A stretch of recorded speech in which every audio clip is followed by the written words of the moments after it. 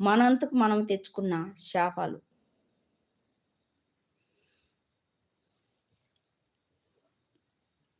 పరిశుద్ధాత్మ దేవత ఓ పక్కుంటాడు. అపవిత్ర దూత ఓ పక్కుంటాడు. చాలా వరకు మనం అపవిత్ర చెప్పేటియే ఇంటాం. పరిశుద్ధాత్ముడు చెప్పేటివి వినం.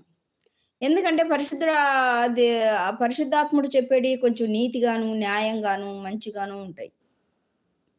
అపవిత్ర ఆత్మ చెప్పేటియి దుర్మార్గంగాను, ఆలోచన కలిగి ఉంటాయి.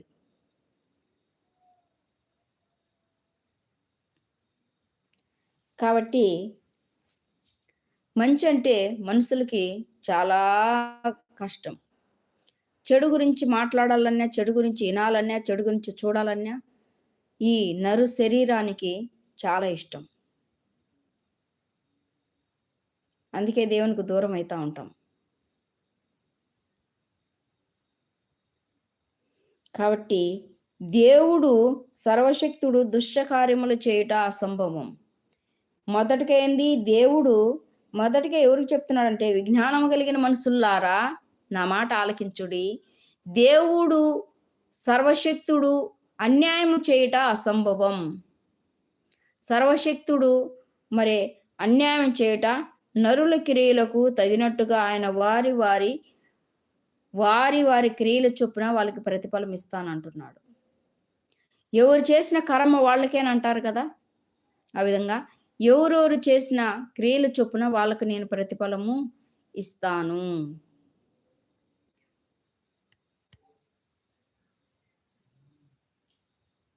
ఎవరి క్రియలు చొప్పున వాళ్ళకి ప్రతిఫలం ఇస్తాను అంటున్నాడు దేవుడు. చూడండి, యెషయా గ్రంథం 34వ అధ్యాయం 11వ వచనం చూడండి.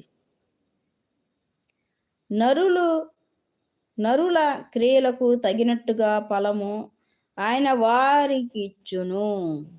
అందరికీ వారి మార్గములను బట్టి వారికి ఫలము ఇచ్చును. వారి మార్గముల బట్టి. ఏ మార్గం ఎంచుకోవాలనుకుంటున్నారు? ముళ్ళదారి కావాలా? మరి అందంగా ఉండే బాట కావాలా? అందంగా ఉండే బాటలో మనం ప్రయాణిస్తున్నామంటే శ్రమల కొరకే మనం పోతున్నాం. ఇరుకు మార్గంలో మనం వెళ్తున్నామంటే నిజంగా యేసయ్య దారిలో మనం వెళ్తున్నాం. ఏ మార్గంలో మనం వెళ్ళాలి?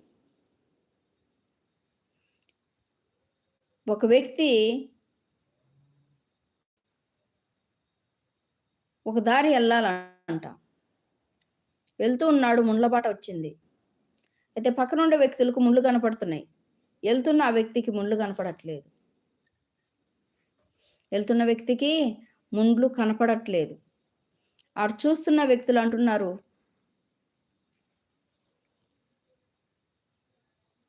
అయ్యా నువ్వు వెళ్తున్న దారిలో ముళ్ళున్నాయి, ఆ దారిలో వెళ్ళొద్దు అంటే ఆ వ్యక్తి అంటున్నాడంట, నాకంటే ముందు నా యేసు వెళ్తున్నాడు కనుక నా యేసు అడుగు జాడల్లో నేను అడుగులు వేసుకుంటూ వెళ్తున్నాను కనుక నాకు ఆ ముళ్ళు గుచ్చుకోవు, ఆ ముళ్ళు నన్ను ఏమీ చేయవు అని చెప్పేసని సమాధానం చెప్తున్నాడంట. ఏమని?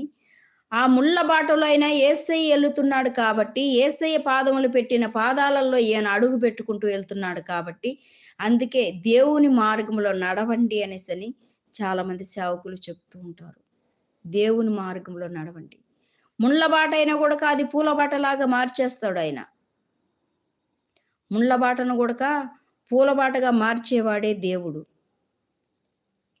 మనిషిని మనిషిగా ప్రేమించేవాడే దేవుడు. పాపిని పరిశుద్ధుడుగా చేసేవాడే దేవుడు. అన్యాయస్తుణ్ణి న్యాయంగా తీర్చేవాడే దేవుడు. ఏమండి? మన కొరకు పర్వసింహాసాన్ని వదిలి 2000 సంవత్సరాల కిందట ఆయన భూలోకానికి వచ్చి 33.5 సంవత్సరం నరుడుగా జన్మించి, నరుడుగా జీవించి, నరుడుగా మరణించి, మృత్యుంజయుడై తిరిగి లేచాడు పరిశుద్ధుడుగా. ఎందుకో తెలుసా? ఆయన నరుడుగా ఎందుకు జన్మించాడు, ఎందుకు శిక్ష భరించాడంటే, నరునికి అసాధ్యమంటూ ఏది లేదు అని రుజువు చేయడానికే ఆయన నరురూపం ఎత్తాడు. నీకు సమస్తమును సాధ్యమైంది.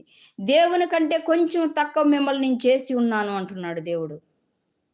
ప్రియమైన దేవుని కుమారుల్లారా అంటున్నాడు. దైవ కుమార్తెల్లారా, నరుల కుమార్తెల్లారా